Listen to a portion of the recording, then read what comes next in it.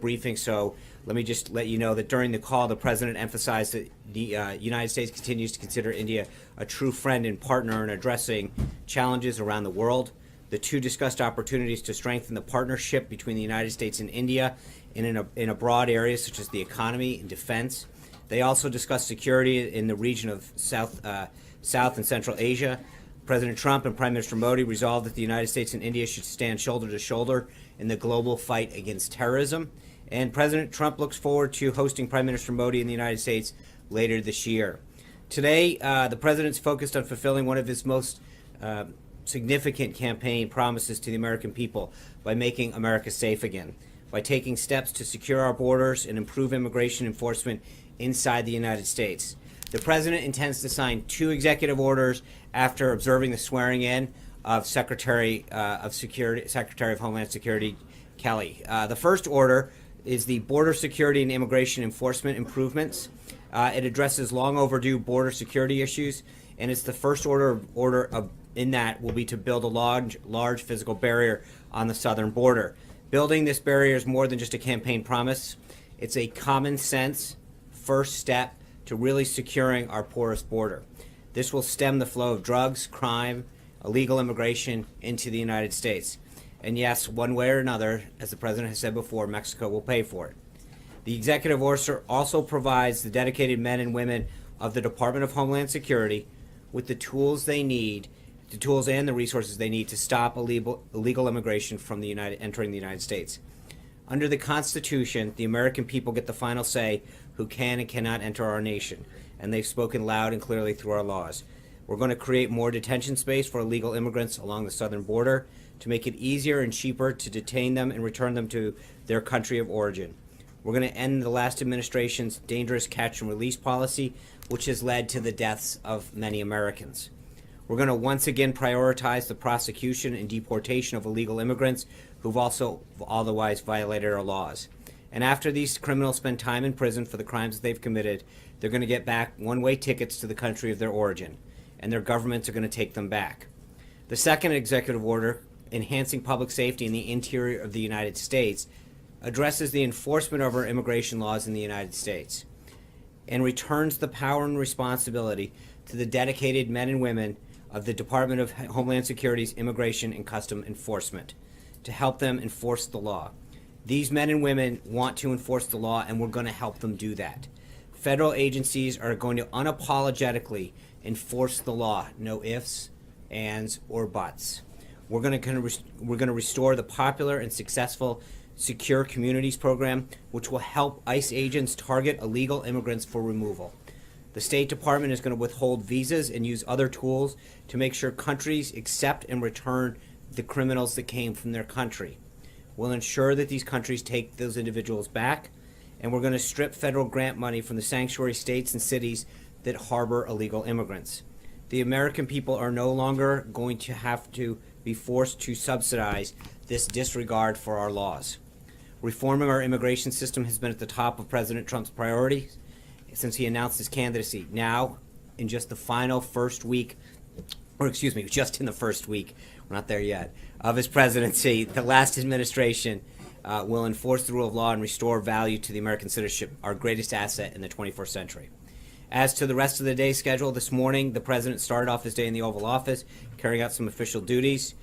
This morning he had the honor to greet now Ambassador to the UN, Nikki Haley, in his office after the Vice President swore her in his ceremonial office across the street. As one of the most respected governors in the country, Ambassador Haley has a proven track record of bringing people together, regardless of their background or differences, to create opportunities for bettering her state and now our nation. The President is pleased that Ambassador Haley, to the best of my knowledge at least, is our nation's first Indian American cabinet level officer. That's a big deal for Indian Americans throughout this country. And now she is able to get to work representing our nation as our nation's top diplomat.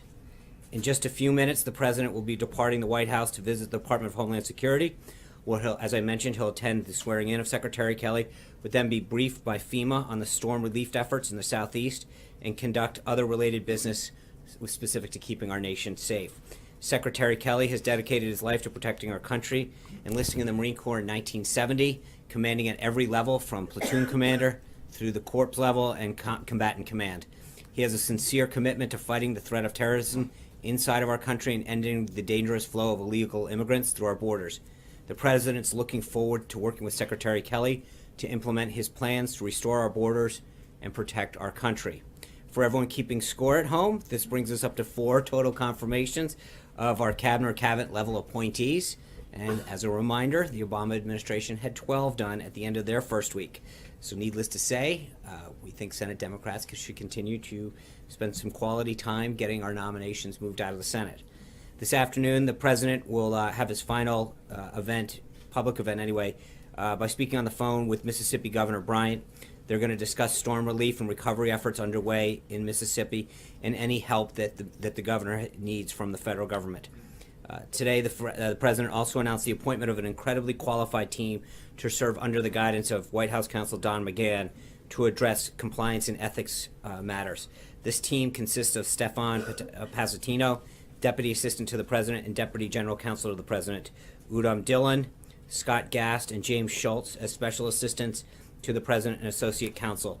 Together, these esteemed lawyers have decades of experience in political counsel, serving senators, members of Congress, congressional committees, governors, and federal agencies. The appointment of a team of this caliber at such a high level reflects the critical importance of ethics compliance to President Trump and his administration. Stefan has received the highest praise from party leaders of both sides from whom he has worked with. As former Gingrich said, no one understands the ethics process better than Stefan. And as you saw from his tweet this morning, the President is looking into various options to address voter fraud. On Thursday, he'll travel to Philadelphia for a retreat with congressional Republicans, where in addition to discussing his legislative agenda, he'll also provide an update on the actions that he's going to be taking in the next few days. And finally, before you ask, because I know it's an issue that's near and dear to me, I was asked yesterday about the status of the invitation of Prime Minister Kenny from Ireland to visit the United States on St. Patrick's Day, and I'm pleased to announce that the President has extended that invitation. It happened actually during the transition period, and we look forward to the Prime Minister attending. With that, I'd love to take some questions. Dave Boyer, Washington Times. Thank you, Sean. Can you shed any light on this draft memo that's going around about interrogation practices and return? Yes, review? I can lend a lot. What agency did it originate in? I don't know. It is not a White House document. And I would just urge those people who have reported on it, this is now, I think, the second day that we've had a document that was not a White House document get reported on as a factual document. It is not a White House document. I have no idea where it came from, but it is not a White House document. Did the President direct that it be drafted in the first place? No. I mean, as I said, it is not a White House document. So I'm not sure where it came from or how it originated, but it is not a White House document. I don't know how much clearer I can say with that. Lori Montenegro from Telemundo. Thank you, Sean. With regards to the executive order the President will be signing today, with regards to the wall, it's already been estimated that it will cost billions of dollars. Has the administration figured out how Mexico will pay for this, and do you have any guarantee from Republicans in Congress that they will provide all of the funding necessary to see this project come to completion? Also, about 2 days ago, you were asked about DACA. Yeah. And some of the dreamers, as they are known, have lots of questions regarding what is their future. Right. I mean, do they continue to apply? Those that apply for renewal, will their applications be processed? And with regards to stripping funding from the sanctuary cities, what fundings are we talking about with regards to that? Thanks, Lori. I think with respect to the last part of that first, what the executive order does is it directs the Secretary to look at ways that look at funding streams that are going to these cities of federal monies and figure out how we can defund those streams. So part of this is a directive to the Secretary to look at those funding streams and then figure out how they can be cut off. So that's what the actual order directs them to do. The first part with respect to DACA, I've talked about this a couple days. The order today doesn't specifically deal with that. We will have further updates on the rest of the President immigration agenda further in the week. But as I've mentioned before, I think the President will talk about it in an interview tonight, but his priority is first and foremost people who are in this country that seek to do us harm.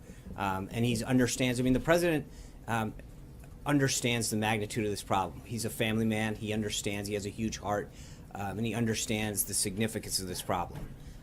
But he's going to work through it with his team in a very humane way to make sure that he respects the situation that many of these children are in that were brought here.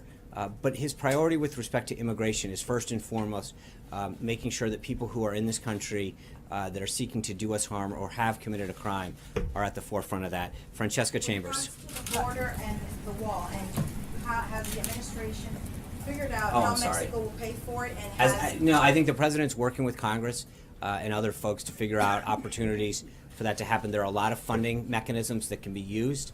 At this point, his goal was to get the project started as quickly as possible using existing funds and resources that the department currently has, and then to move forward and work with Congress on an appropriation schedule. But, again, we're here at day 3. It's an issue that he has brought up several times with Congress in terms of making sure that we understand, that they understand the need to make sure that that's included in the appropriations process. Francesca. Thank you, Sean. Could you give us a little bit more of a readout of yesterday's meeting with senators about the Supreme Court justice nominees? How was that list received specifically by Democrats? And has the president whittled it down to 3 names or 1 name as we're hearing? The president is not wielded it down, at least not to the extent that he's willing to share with us. Maybe in his mind he's got that going, but he's going through the process. He had a very constructive and productive conversation with Senate leaders yesterday about the advice and consent role that they have, getting their ideas, the principles that they expect, and he was sharing with them the qualities and values that he expects in a judge to serve on the Supreme Court. I'm not going to go further than that, but I would just say it was a very productive and constructive meeting. Eli Stokels. Last night, National Park published some tweets that were scientific facts about climate change. And then those tweets disappeared shortly after there. So I'm wondering if this White House had anything to do with that, and if there's a broader, as has been reported by some organizations, if there is a broader mandate going out to federal agencies about halting speech coming from those agencies. No, there's nothing that's come from the White House. Absolutely not. I think in some cases, I know in the Park Service, for example, over the weekend, somebody an unauthorized user had an old password in the San Francisco office, went in and started retweeting inappropriate things that were in violation of their policy. And they've so that, again, remember, I know this happened in the EPA is another example of, I think, some social media contact. The EPA actually violated the Anti-Deficiency Act and the anti-lobbying bans, I think it was a year ago, during the Obama administration, and the inappropriately marketing some policies of President Obama. And I think there's a couple of these agencies that have had problems adhering to their own policies. And I would refer you back to them as to why those things are happening, but I know that they are taking steps in both of those 2 cases to address inappropriate use of social media. Yeah. Thanks, Sean. Has the president reached out to Mayor Emanuel or any Chicago law enforcement authorities to discuss the concerns that he expressed in his tweet last night? Well, he met with Mayor Emanuel during the transition, expressed to him his support for the city, the need to deal with the crime and the killings that are occurring in Chicago. I think when President Obama was speaking his farewell address the other day, 2 people were killed the same day that the president was in his home city. And I think the president-elect at the time extended his support to Mayor Emanuel to say that the resources of the federal government are here for you. To the best of my knowledge, that return call for help has not occurred. Yeah, John. John Roberts. Lynn, I will get to you, but but that was very, very enthusiastic, and I appreciate it. You're getting an award today, John. Speak up, Lynn. For the record, I very much appreciate and respect Lynn. You mentioned this morning, and the president's brought this out in the news again, that he wants to launch an investigation into voting irregularities in the 2016 election. Yet, just to be clear, not just in 2016.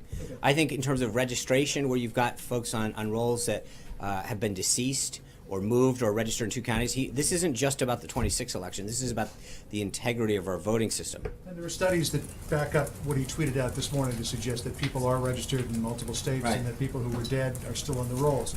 But attorneys who were representing the president-elect during the recounts in several states emphatically stated, quote, "All available evidence suggests the 2016 election was not tainted by fraud or mistake." So how do you square those two things? I think there's a lot of states that we didn't compete in where that's not necessarily the case. You look at California and New York, I'm not sure that those statements were, we didn't look at those two states in particular. I mean, as the president has noted before, he campaigned to win the Electoral College, not the popular vote. He campaigned in places like Iowa. He campaigned extensively to win Maine too. And I think if you were campaigning to win the popular vote, you don't spend it, with all due respect to my brethren in New England, you don't spend a ton of time in Maine too to get that one electoral vote. You would have campaigned more in California, which he didn't. You would have campaigned more in New York, which he didn't. There are big states, very populous states in urban areas where you would have spent more time campaigning, but he played the game according to the rules of the game, which is an electoral strategy. That being said, I think when you look at where a lot of these issues could have occurred in bigger states, that's where I think we're going to look. But I think there'll be more on that as the week goes on, and we'll be able to examine that further. And Yeah, before but- I keep the floor to Liv, I'm sorry. You're right. May I ask one question? She's earned it. About the EPA and other departments that have been told to cease and desist in terms of social media? No. Just to be clear, they have not. I'm not saying that. Or suspend, No. whatever. Hold on. No, zero. We have not. No. Okay, but I think I need to make sure that we're clear on this, John. They haven't been directed by us to do anything. I think from what I understand, is that they've been told within their agencies to adhere to their own policies. But that directive did not come from here. But the question is, does the president believe that these agencies and some of the federal workforce has become politicized? I honestly don't know that we've spent a ton of time thinking of that. That we've been fairly busy on other things. It's a good question. I've not asked him that question. I think our focus has pretty much been getting the job done, as you've seen through the meetings that he's had, the work that he's had with members of Congress, union workers, the auto heads, the other business leaders. I mean, his focus has been much more focused on getting the job done than various tweets that are getting tweeted and unleaded. Hold on, sorry, Lynn Sweet. Not that I want to encourage everyone else to. Yeah. This is so important to Chicago. I'm Thank you sure. so much.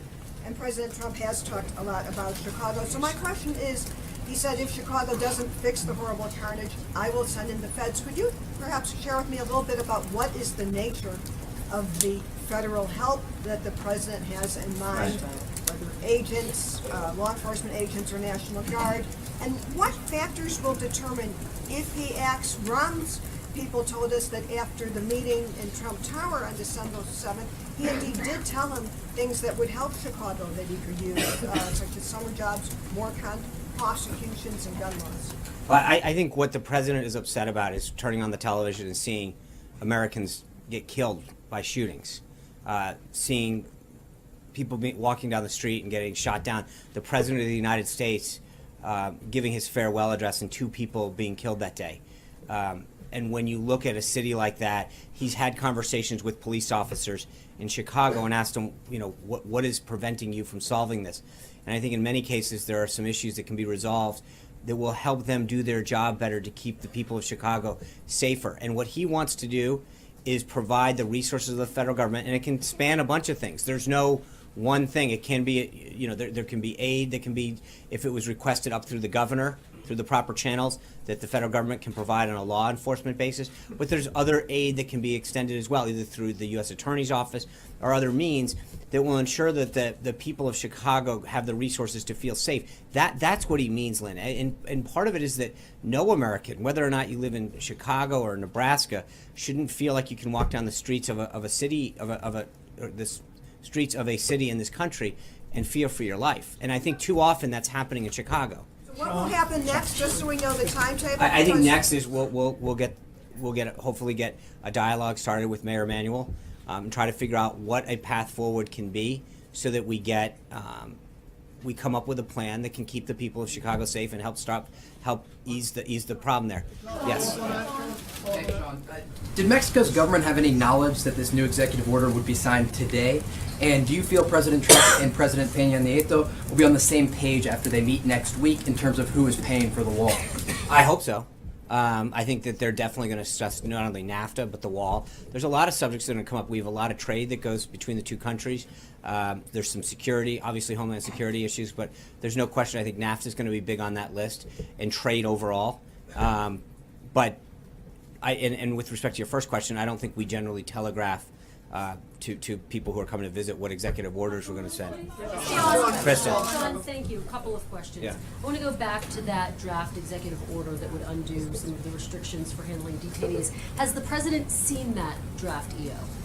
I'm sorry, the one that he's Has signing? he seen it? No, the draft executive order that would Black undo the restrictions on how to handle detainees. I guess I'm having a hard time. You're asking me if a document that's not a White House document he's seen. I don't believe, to the best of my knowledge, and so I would ask. There's this is the second day in a row we're getting asked about documents that are floating around, and people saying, and frankly, reports being published attributing documents to the White House that are not White House documents. And I haven't attributed. No, to I'm the not White saying House. you- Okay, I- I just I- had to- do you know if he's seen it? To the best of my knowledge, he hasn't seen it. I think he's got a lot of other Since things. it is floating Hold around, on, I have a couple more Sean. questions. You Since get it one is- more. Let's since not it get is- greedy. I have two more. Since it is floating around. Okay. Is he considering Kristen, bringing don't- back this is a- black sites and I'm not going to start waterboarding? answering hypotheticals about documents that are floating around. That's a ridiculous. You're basically considering okay, those Kristen. We're going to end this right now. Okay. Hunter. No, Hunter Walker. Thank you, Sean. Hunter. The thank you. president is reportedly going to limit access to the country for visa holders and refugees from Iraq, Iran, Libya, Somalia, Sudan, Syria, and Yemen. Will he be taking any steps that will affect people from those countries who are already here, including perhaps registering them or beginning deportations? I think we're going to have something. I mean, look, the president's talked extensively about extreme vetting today, and you'll see more action this week on keeping America safe. This has been something he talked about in the inaugural address. He talked about in the campaign.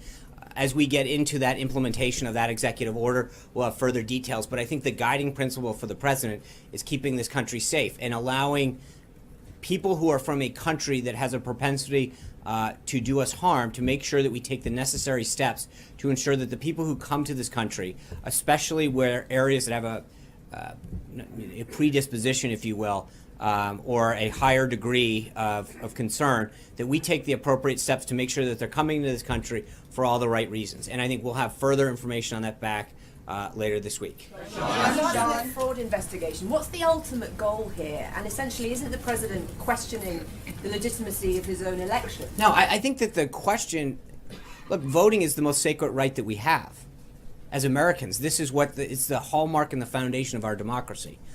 And to ensure that we know that every person's vote counts equally as the next citizen is probably one of the greatest things that we can do. So, Checks and balances already in place. part of the reason we need to do a study is to make sure, look, I don't want to start throwing out numbers, but there's a lot of people that are dead, they're on rolls. There are people that are voting in or that are on the rolls in 2 different states, sometimes in 3 different states. I think taking the necessary steps to study and to track what we can do to both understand the scope of the problem, and then secondly, how to stop the problem going forward is something that's definitely clearly in the best interest. John Gizzi. Thank you, Sean. 2 brief questions. First, Congressman Todd Rokita of the Vice President's home state of Indiana, himself a former Secretary of State, is the father of that state's voter ID law, which went to the Supreme Court. He has long advocated other states following the Indiana example, all states adopting voter ID. Right. Is that something the president would get behind to achieve? Yeah, his look, I goal? think the president's number one goal is to make sure that Georgia is another great example of a state that implemented a very successful voter ID program. And I think that's what the president's, one of several things. But the first step is for him to get this, I don't want to call it a task force yet because it's not there yet, but this effort underway that can look at the scope of the problem and then, John, maybe make some recommendations, and maybe it is voter ID in states, but right now we've got 50 states and the territories that all have various different IDs, and I know that there's some compliance issues to make sure, but part of that is to figure out the extent of the problem. In some states, what it takes to get a driver's license might be an issue, and but I think we have to understand where the problem exists, how deep it goes, and then suggest some remedies to it. But right now, to sort of prejudge the process would sort of get in front of the whole need to have it. Paul Bedard. I have a second question. Next week is the National Prayer Breakfast, It is. Sean, and Presidents from Eisenhower to President Obama spoke about their faith. Right. Will the president attend? I'm going to have to be back to you. I'd be glad to check on that. I just don't have the president's schedule for the next week. So I will get, hold on a second. Paul Bedard. Sean, what will the White House presidents do on immigration to sanctuary cities and sanctuary counties that say, go ahead, keep your money, we don't care, we're gonna harbor these illegal criminals? And also, what do you do about countries that pretty much say the same thing, who won't allow those people to come back into their country? Well, I think the first step, Paul, is the funding piece. And again, this is a multi-step problem. And it's why you've started to see different executive orders get rolled out, and then there's, a congressional piece that we have to do legislatively. But to the extent that the president can continue to identify areas that he can handle within executive action and orders and memoranda to start curbing the problem of of illegal immigration. But also, again, it's about we talked a little bit about yesterday in terms of funding. There's a taxpayer issue here. You've got the American people out there working and then having their money sent to places where folks that aren't in this country legally are getting sent to cities that are therefore using their tax dollars. That's a part of it. So it's not a one-step solution. I think that's why you've got the wall, you've got some funding issues, you've got the vetting, but it is not a one-step process. It's going to be a multi-tiered, multi-step problem. Yeah. Sean, on the Supreme Court, what is the president's views of Judge Gorsuch? He's a name that's been circulated. And then more broadly, does the president feel like the choice should be someone who is in their late 40s, early 50s as a way of leaving his imprint on the court? I think that there have been several names that have been floated out there. He put out the list a while ago of 20 or so. That's where I would look. I'm definitely not getting ahead of the president on this. But I would suggest to you that the people that are on that list that he put out during the campaign represent the kind of people that he's not just going to represent, or he's not going to nominate for the Supreme Court, but we have well over 100, I think it's 103 vacancies at the federal level and at the appellate level. And I think that's going to continue to guide him. Margaret. Sean,